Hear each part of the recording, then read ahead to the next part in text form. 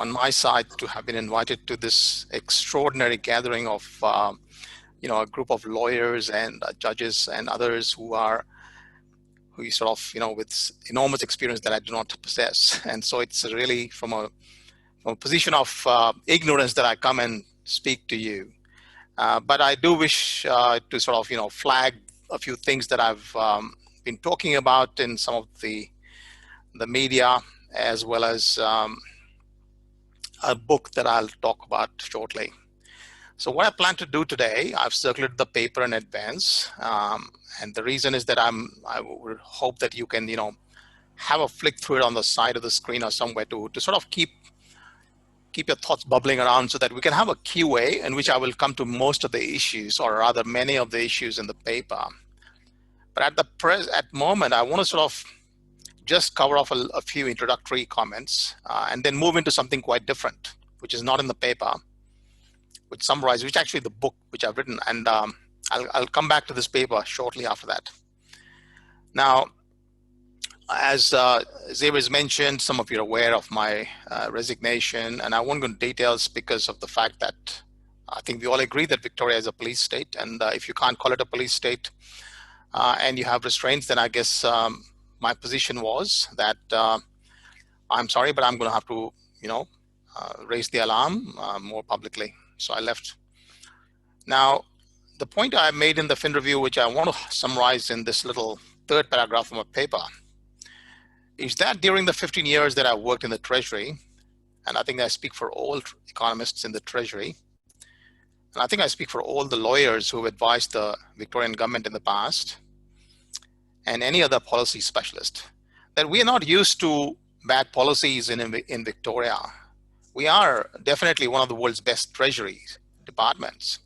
We are one of the best administered states in Australia, Australia being one of the best administered countries in the world. And so what we have been doing in the past, and it seemed to be a kind of common sense way to do things, is that we assist, our job as economists is to assist the different departments, line agencies we call them, to identify any of the details, the nature of the problem, the risks that they face, the community faces from certain actions like, health and safety risk or whatever, or road fatalities and whatever. So there are a lot of, issues that come up in society. They're called market failures. And our job has been and my job has been to advise the government by, first of all, identifying the nature of the problem, and then finding an option which is the least intrusive, but also deals with the government's objectives, and there are competing objectives. The government doesn't have only a single objective. And in all cases, we do this we try to get a scalpel, as I call this in this paper. We try to get a policy that's like a scalpel that just does the necessary cutting of particular or kind of a intrusion that's minimalist, rather than an axe to chop off people's entire business or life itself. Now, and all policy that we have so far devised in Victoria over the past 15 years that I've been involved with, all of it without a single exception has involved consultation with the relevant stakeholders, with the community. And many of you might have actually participated in that process. We have engaged Victoria. We have a consultative, deliberative democracy. And that is not the perfect situation. We might still get a few, odd policies here and there, which are not perfect. But we do manage to get 80%, let's say, right. And if it was just one of those little things that, there are irritants and some of them are not perfect, I would not bother to resign, because, we have so many things to advise on a daily basis. So over the course of the year, we might advise on 7 to 8 pieces of legislation. Each individual in the department might get the opportunity to advise on a vast range of legislation, regulations, other policies, and so on. So we have a very busy plate, a full plate. And so those little things wouldn't bother me. But what was bothering me was the way things happened in this particular case, which I'm sure is bothering a lot of us in this room at the moment, or whatever, the virtual room. And so the other thing that happened after my resignation, as you might say, there was a bit of a spotlight that fell on me. The day I published the op-ed, I think that the following day itself, the same day there was some commentary in the press and articles, and then the subsequent day there were 4 interviews. One of them, by the way, with Channel 7, I thought was a very powerful interview, but that hasn't yet been put out on Channel 7. They assure me that it will. But the point is that there was this other offer, which was by Connor Court Publishing, which I'd never heard about earlier. But they offered me the opportunity to write a book. Now, I have written a couple of books in the past. My life's focus has been entirely on India. Let me just briefly allude to that. I was the senior civil servant in India, a member of the permanent civil service, which is the senior-most role you can get in the government in India. And or rather, it's a structured permanent civil service. And for example, my batchmate, currently my batchmate Rajiv Gauba, he's the Cabinet Secretary of India. I would have been at least a minimum of a secretary to the government of India, possibly a governor, and so on. There was no problem in my, having a very cushy and comfortable life in India. But the reason I quit India, and I briefly alluded to that here in this paper, is that India's governance system was in shambles.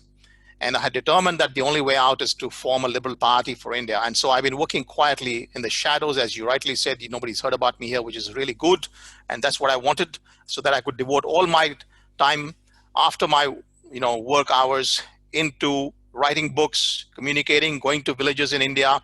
Whenever I visited India, I've been traveling, and we have set up a political party and so on. So I've been working very hard to bring liberalism, concepts of good governance, and as I said, constitutional reform in India. This is a constitutional driven society. The Samuel Griffith Society, I've alluded to the B.R. Ambedkar, who is one of the great constitutionalists of the world, a genius of unparred excellence, who drafted India's constitution and put in a large number of fundamental rights which have been completely broken and violated by the Indian government, subsequent governments. And I have sort of mentioned in the paper somewhere that there is a great problem here we face. A common law system like the one we have in Australia, with a heritage of going back to the Magna Carta and John Locke's treatises of government. That heritage has supported us very well in the past. On the other hand, we have the constitutional heritage of the USA, which unfortunately failed it equally. And as you might know, the Pennsylvania and Michigan cases recently, and possibly the California case, might bring back some sanity to the US. But it sort of is amazing that the Western nations, which have got such a strong, impeccable tradition, both of common law and Bill of Rights or fundamental rights as we have in India, all of them seem to have stumbled pretty badly in this particular situation. Now, I want to move on. As I said, I'm going to break up this thing. So I'm actually now going to speak out the dedication that I've made in the book.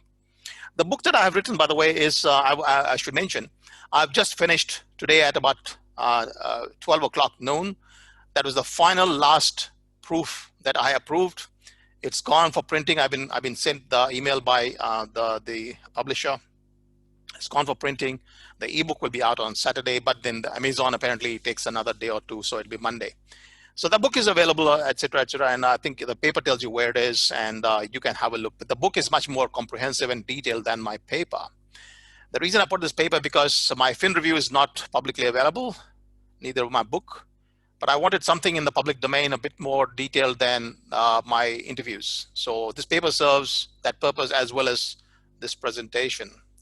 Now let me dedicate this talk, because like I dedicate my book, to the memory of those who should never have died during the coronavirus pandemic in Victoria, particularly. Many of the elderly whom our dysfunctional governments failed to protect, and the young who lost hope because of extended lockdowns and ended up taking their own life.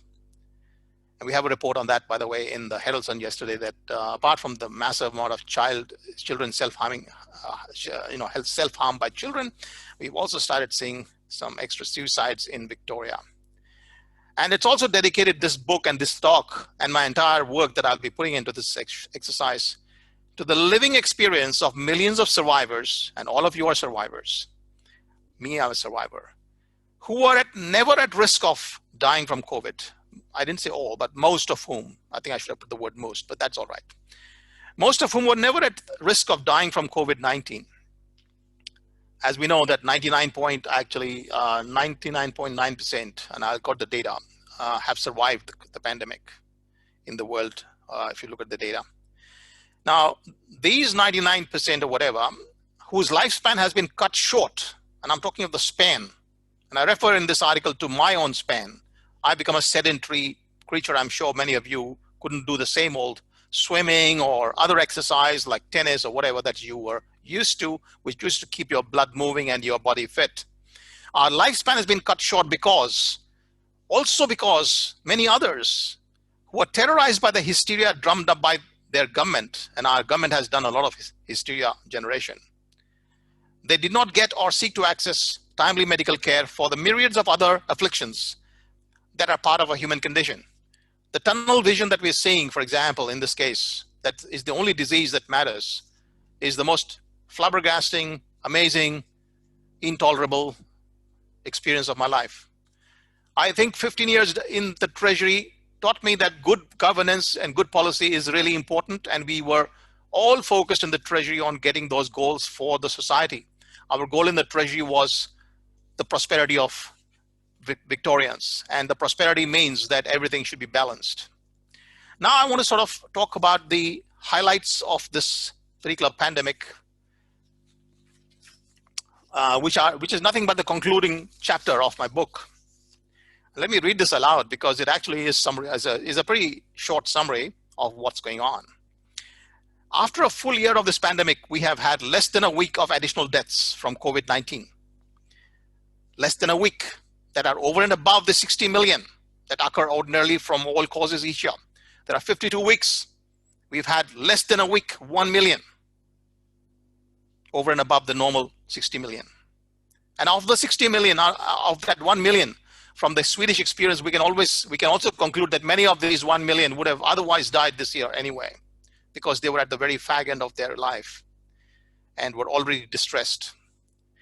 The novel corona pandemic is not a 1 in 100-year event, but it's closer to a 1 in 30-year event. And I've mentioned this in the Fin Review article, and that's a very basic point that anyone can calculate.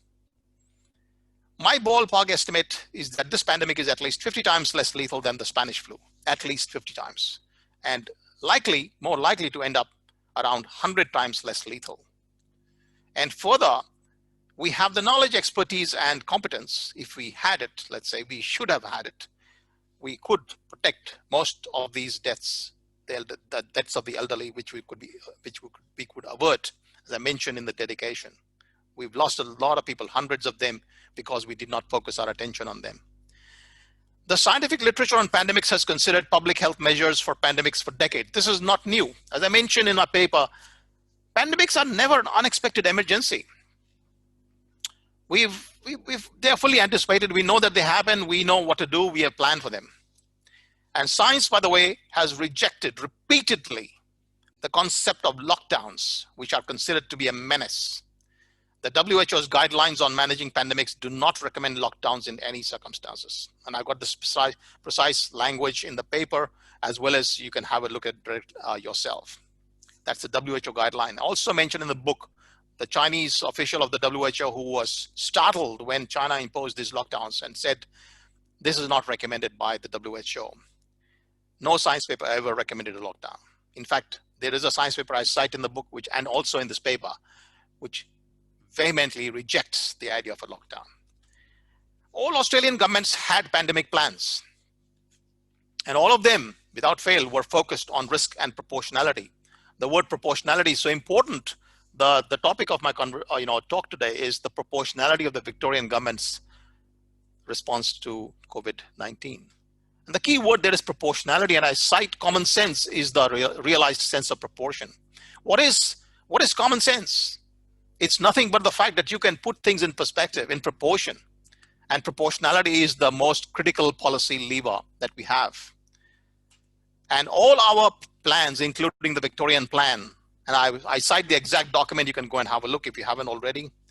All these plans were focused on risk and proportionality. No plan included heavy-handed measures like the 5-kilometer prisons, I call them prisons rather than just lockdowns, 23-hour curfews, prohibition on ordinary social interaction, which also made, by the way, that I was very fortunate to have my family here, including my daughter was luckily with us for the last few months. But really, imagine people who are living alone. For them, it is solitary confinement. It's considered extraordinary, the extreme form of punishment. And of course, we had this absurd mandate for masks outdoors, and we still have it.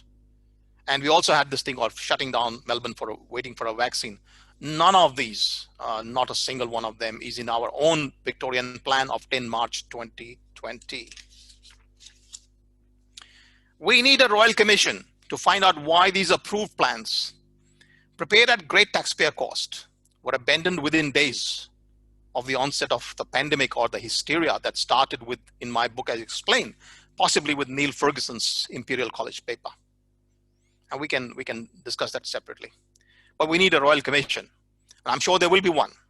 And the work that I'm doing, and also some other things that I have with me, which I would like to place before a royal commission to demonstrate that the government did not undertake due diligence and actually did the opposite. Instead of following these plans, pandemic plans, which are pretty good and systematic, and all, by the way, I have highlighted in this paper that I've circulated the precise laws of Victoria that have been broken and breached. And all our public health laws are very clear. They shall be risk-based, they shall be proportionate, they shall not be arbitrary, they shall be transparent. I cannot imagine a better public health law than we have in Victoria, nor can I imagine a better pandemic plan than we had on the 10th of March. And yet we did all these experimental measures. I call these the experimental human experiment. I call the lockdowns an experiment, a human experiment. And the reason is that they're testing a particular theory which has come in Mr. Daniel Andrews' mind, or possibly in the minds of other premiers, or possibly the minds of other prime ministers across the world. This is a hypothesis, this is the theory, and it started possibly with the Wuhan lockdown, but it is not proven science. And so these are repressive measures that have actually been previously rejected, as I said, including the mandatory masks outdoors. This was not even a possibility. Forget about, none of these was even a possibility in the science, leave alone having been recommended by anybody in the entire history of science. Then once this power was given, and particularly the outdoor mandatory mask policy, I think that really was the tipping point. Somehow we were surviving. Somehow I was managing my job. I was not going around shooting at the Victorian, chief health officer saying, what the hell are you doing? Please give me the evidence for your stuff. I was not asking Victoria Police any questions. I was sitting quiet and doing my normal shopping, advising on various things. And by the way, it was a very, very busy 6 months in the Treasury because we had so many cabinet submissions going on different things.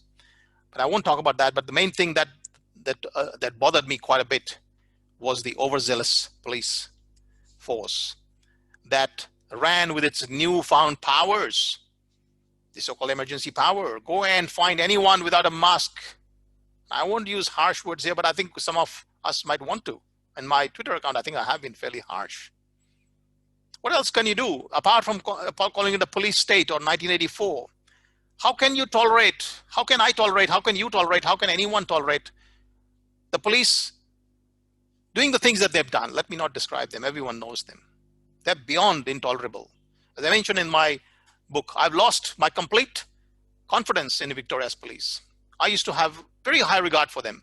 I've actually worked with Victoria Police in the past in a role called the occupational health and leadership role for Victoria and for the public sector. And I worked very closely with Victoria Police. And I can assure you there were brilliant people out there. And many of them actually I still keep in touch. But the problem is, somehow Victoria Police turned into, I don't know what do you call it. Let's not go there, but we know what it is. And it was a full-blown police state.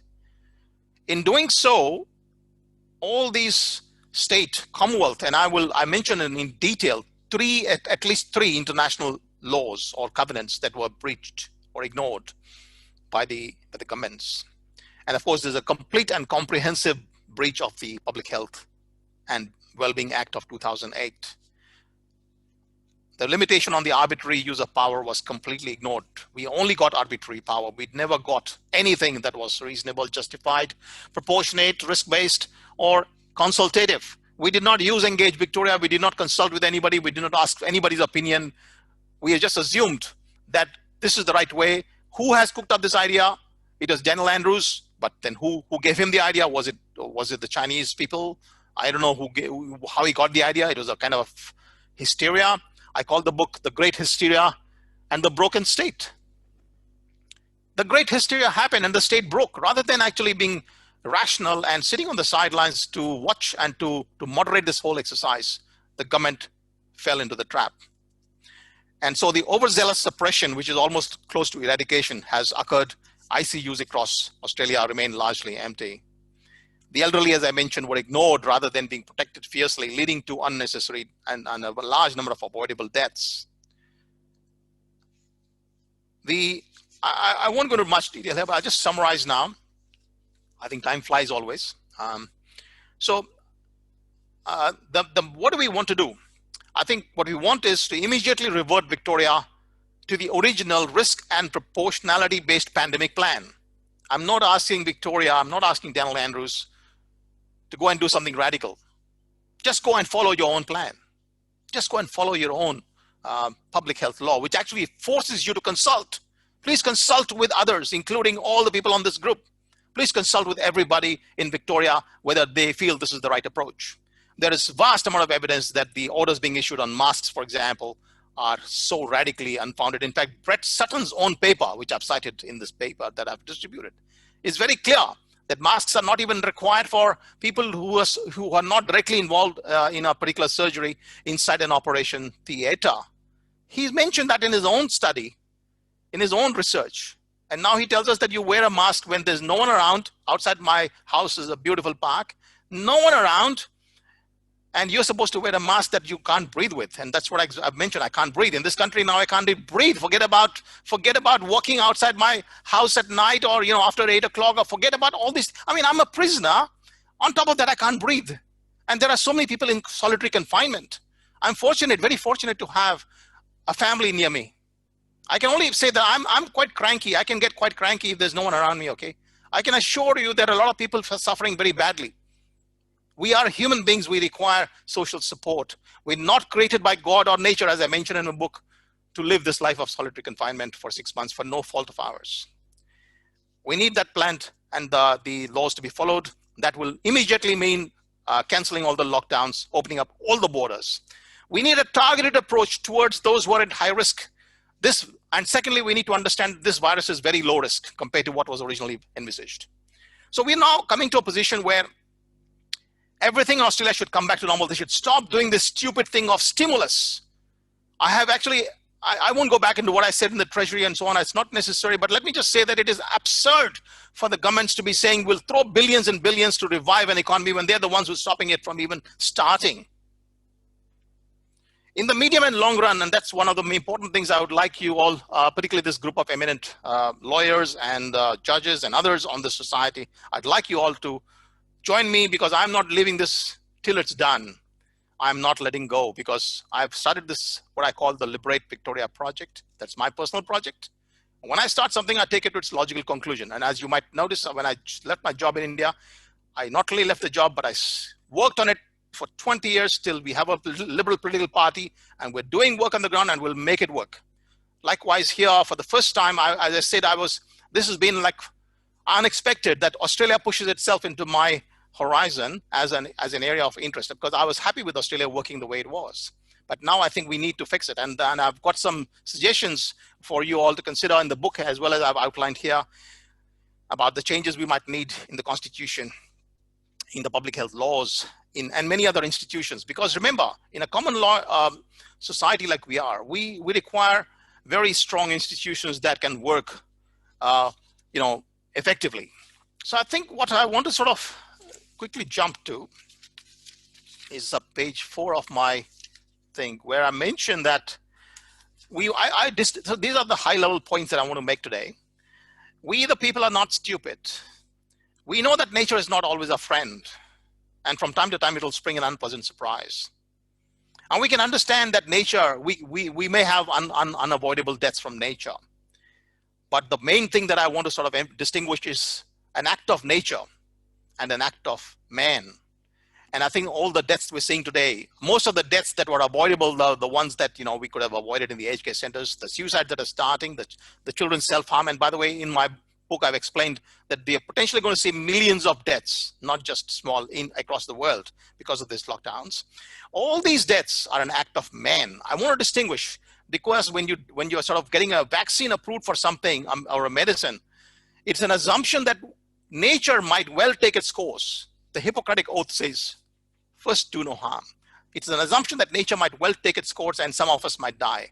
But it is a mandatory requirement of the government regulations that thou shalt not kill anybody else. In this particular lockdown, we've killed, I would say, way more than, and reduction in longevity, etc., way more than this. So I'm distinguishing basically the act of nature and act of man. That's my one point here. And I want to sort of mention another interesting point, which has come to me over the last few days. I've sort of developed it further. I just want to allude to that. The idea that there are any benefits from the lockdowns. So first of all, we've seen the science doesn't give us any benefits. What about saying that, hey, we save these lives in COVID lives, but then we sort of, the costs of lockdowns I'm talking about. Let's say, we have a cost benefit test. In this case, as I showed, there is no benefit at all in the long run because lockdowns don't work. But then there's the cost. And now the cost we start adding up, and there are these theories of QALY, QALY. There's a theory of, statistical value of life and so on. And so we are sort of trying to add up, and the economists are doing that. And I'm sort of looking at that and saying, sorry, no, but I don't agree with you. And the reason I don't agree with you is that in utilitarian analysis, cost benefit is a utilitarian analysis. There is no assumption anywhere that the government can go and kill more people in order to save some other people. The government is not authorized to kill people, to take lives, to reduce the lifespans of people just because it wants to save somebody else's life. A very important point, I think I wanted to make that also the fact that this is a human experiment, which I've already done. And finally, I think I've mentioned that in the paper, I've explained at great length, and I don't want to repeat here, that our laws are very clear about proportionality. So no, this response of the government of Victoria, in summary, was not proportional. It was not targeted. It's not risk-based. It is what I call public health terrorism. And there's sufficient evidence I provide in the book for this particular claim that I make. And I think everyone would agree. I also claim that this most likely is a crime against humanity because it is a human experiment that has not been approved. Lockdowns are an experiment. They are not science. And I think with that, I'm happy to move on to the next stage and questions and answers.